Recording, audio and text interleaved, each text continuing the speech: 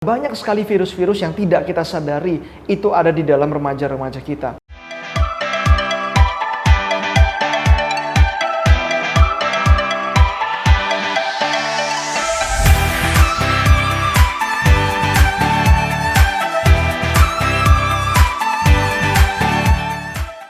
Halo orang luar biasa, ketemu lagi dengan saya Albert Ekmo. Nah, hari ini di zaman yang penuh dengan momen-momen virus yang seringkali kita takutkan hari-hari ini, kita juga harus sadari ternyata banyak sekali virus-virus yang tidak kita sadari itu ada di dalam remaja-remaja kita. Nah, sebagai orang tua, kita harus mengerti cara kerja virus. Virus kerjanya bukan langsung masuk ke tubuh orang, penyebarannya langsung terasa.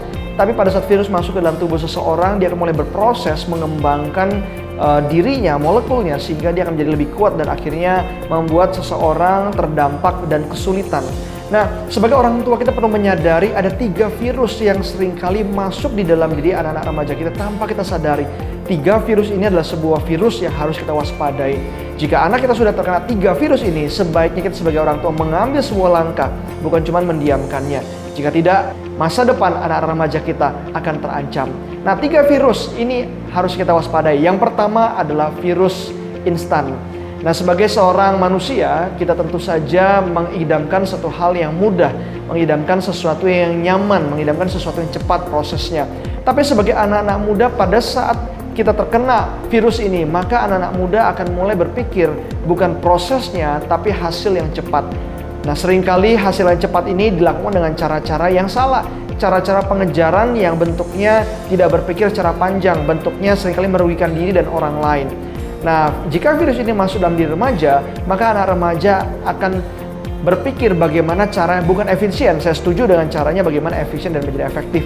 Tapi pada saat seseorang berpikir untuk instan tanpa berpikir bagaimana perlu menjalankan sebuah proses yang benar, proses yang sesuai dengan nilai-nilai yang benar, maka seseorang akan merugikan dirinya dan banyak sekali orang.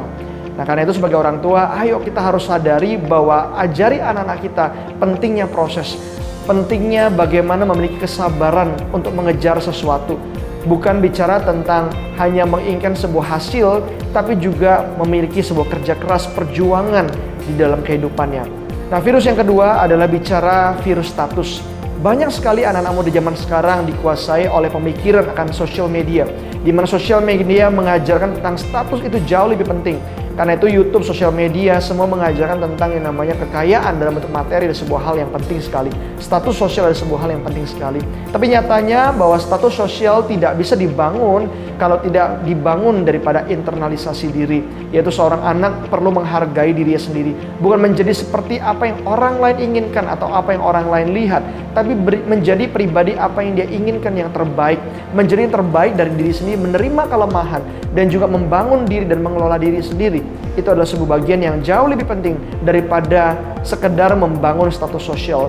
Nah, anak-anak yang terkena virus ini akan menjadi anak yang mudah stres, depresi, lebih memikirkan apa yang menjadi kata orang. Mereka seringkali jatuh karena kata-kata orang lain. Mereka seringkali pahit, mereka seringkali menjadi pribadi yang marah, benci, dan dendam. Mereka dikuasai oleh rasa amarah, rasa takut, rasa keraguan, rasa kehilangan. Karena mereka menjadi pribadi yang didominasi oleh status dan pengejaran ekspektasi orang lain. Karena itu sebagai orang tua kita perlu menolong anak kita menemukan diri mereka sendiri, mengampuni dan menjadi diri mereka sendiri, bukan menjadi seperti apa yang orang lain ingin lihat, ingin dengar, tapi menjadi yang terbaik. Tidak pernah berhenti untuk mengaktualisasikan dirinya, membangun dirinya menjadi pribadi yang lebih baik. Nah, virus yang ketiga adalah virus rata-rata. Virus rata-rata seringkali membuat anak kita hanya mengejar apa yang menjadi rutinitas mereka.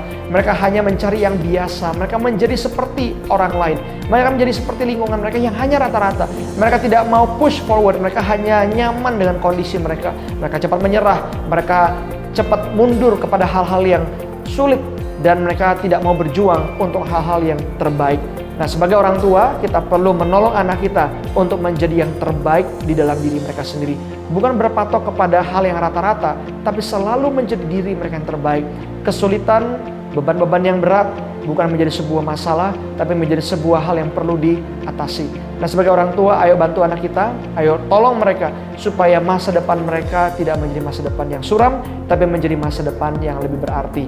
Anak-anak muda kita perlu dibangun menjadi harapan bagi dunia ini, menjadi solusi, bukan menjadi bagian dari masalah, tapi memberikan solusi di saat ada masalah.